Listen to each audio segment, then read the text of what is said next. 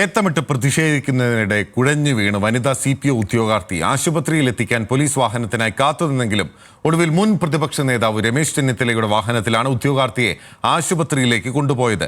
ഉദ്യോഗാർത്ഥികളോട് മനുഷ്യത്വപരമായ സമീപനം വേണമെന്നും സംസ്ഥാനത്ത് നടക്കുന്നത് നിയമന നിരോധനമെന്നും രമേശ് ചെന്നിത്തല പറഞ്ഞു. ചുവന്ന തുണി കൊണ്ട് കണ്ണു മൂടിക്കെട്ടി റാങ്ക് ലിസ്റ്റ് കയ്യിൽ പിടിച്ച് 108 തവണ ഏത്തമിട്ടായിരുന്നു ഇന്ന് വനിതാ CPO ഉദ്യോഗാർത്ഥികളുടെ പ്രതിഷേധം. പ്രതിഷേധക്കാർക്കരികിലേക്ക് മുൻ പ്രതിപക്ഷ നേതാവ് രമേശ് ചെന്നിത്തല എത്തി. സംസ്ഥാനത്തെ നിയമന നിരോധനമാണ്. ഒരിടത്തും ഒന്നും നടക്കുന്നില്ല. വേക്കൻസികളൊന്നും ഫില്ല് ചെയ്യുന്നില്ല.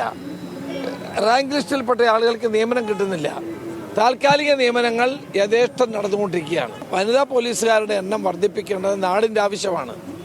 ഇതുപോലെ വിവിധ സെക്രട്ടേറിയറ്റിൽ വിവിധ ഡിപ്പാർട്ട്മെൻറ്റുകളിലൊക്കെ ഒഴിവുകൾ കിടന്നിട്ടും അതിനാവശ്യമായ PSC റാങ്ക് ലിസ്റ്റ് ഉണ്ടായിട്ടും അതിൽ നിയമനം നടത്താതെ ആളുകളെ ബുദ്ധിമുട്ടിക്കുന്ന നിലപാടാണ് ഇപ്പോൾ ഗവൺമെൻറ് സ്വീകരിക്കുന്നത്. അത് അവസാനിപ്പിക്കണം. മാധ്യമങ്ങളോട് പ്രതികരിച്ച് രമേശ് ചെന്നിത്തല മടങ്ങുന്നതിനിടയിൽ ഒരു ഉദ്യോഗാർത്ഥിക്ക് ദേഹാസ്വസ്ഥ്യം അനുഭവപ്പെട്ടു. പോലീസ് വാഹനത്തിനായി ഏറെ സമയം കാത്തിരുന്നെങ്കിലും ഒടുവിൽ രമേശ് ചെന്നിത്തലയുടെ വാഹനത്തിലാണ് ഉദ്യോഗാർത്ഥിയെ ആശുപത്രിയിൽ എത്തിച്ചത്.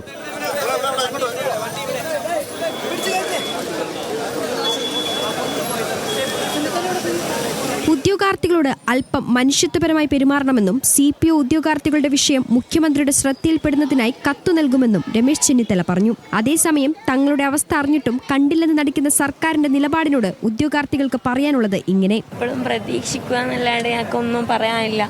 ഇത്രയും ദിവസമായില്ലേ ഞങ്ങളിവിടെ കിടന്ന് കഷ്ടപ്പെടുന്നു.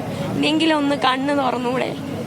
എല്ലാവരും ടയേർഡാ, ആർക്കും ഒന്നിനും വയ്യ.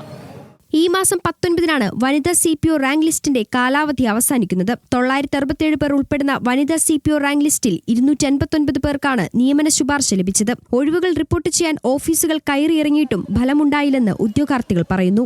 ന്യൂസ് മലയാളം, തിരുവനന്തപുരം.